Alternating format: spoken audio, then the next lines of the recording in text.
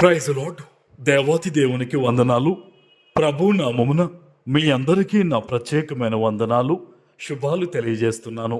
ఈ తిరుముకురికి ఏర్పాటు చేయబడిన దేవుని వాగ్దానము నిర్గమకాండము 2వ అధ్యాయము 25వ వచనము.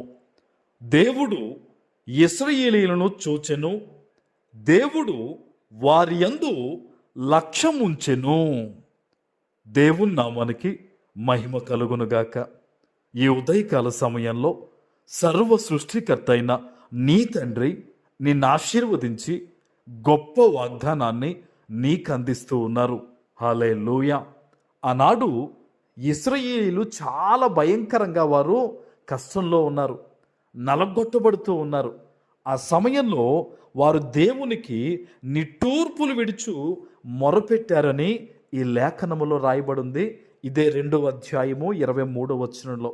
ప్రియులరా, మన దేవుడు ఎంత గొప్ప దేవుడు అంటే, వారు నిట్టూర్పులు విడుచుచు మొరపెట్టినప్పుడు దేవుడు వారి యందు దృష్టించి వారిని జ్ఞాపకం చేసుకున్నారని ఇక్కడ లేఖనంలో రాయబడింది.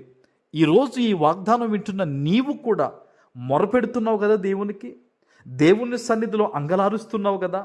నా భవిష్యత్తు ఏంటి ప్రభువా, నా బిడ్డలేంటి ప్రభువా, నా పరిస్థితులేంటి ప్రభువా అని దేవుని సన్నిధిలో నువ్వు చేస్తున్న ప్రార్థన ఈరోజు దేవుడు విన్నారు. ఆమేన్. అందుకనే ఈ వాగ్దానం ద్వారా నీతో దేవుడు మాట్లాడుతున్నారు. ఏంటట? దేవుడు ఇశ్రాయేలీయులను చూచెను అని. ఈరోజు దేవుని దృష్టిలో నువ్వు ఉన్నావు. నువ్వు భయపడొద్దు, నీకు దేవుడు గొప్ప జవాబు ఇవ్వబోతూ ఉన్నారు. ఆమేన్. ఏ విషయంలో అయితే తండ్రి నాకు జవాబు దయచేయని పట్టు విడవకుండా నువ్వు ప్రార్థిస్తున్నావో, ఈరోజు నిన్ను చూచిన నీ తండ్రి నీతో ఈ వాగ్దానం ద్వారా మాట్లాడుతున్నాడు. ఆయన నిన్ను చూశాడు, నీ బాధలను చూశాడు, నీ పరిస్థితులను చూశాడు, నీ అవసరాలను చూశాడని దేవుడు తెలియజేస్తూ ఉన్నాడు. ఆమేన్. ఇక్కడ ఒక మాట చూడండి, గొప్ప మాట రాయబడింది. అదేంటంటే, దేవుడు వారి యందు లక్ష్యముంచెను. ఎవరి యందు? నలగొట్టబడుతున్న వారి యందు, ఎవరి యందు? మొరపెట్టుచున్న వారి యందు, ఎవరి యందు? ప్రార్థన చేస్తూ కన్నీరు విడుస్తున్న వారి యందు దేవుడు లక్ష్యం ఉంచాడట. ఈరోజు దేవుని సన్నిధిలో నువ్వు ప్రార్థిస్తున్నావా?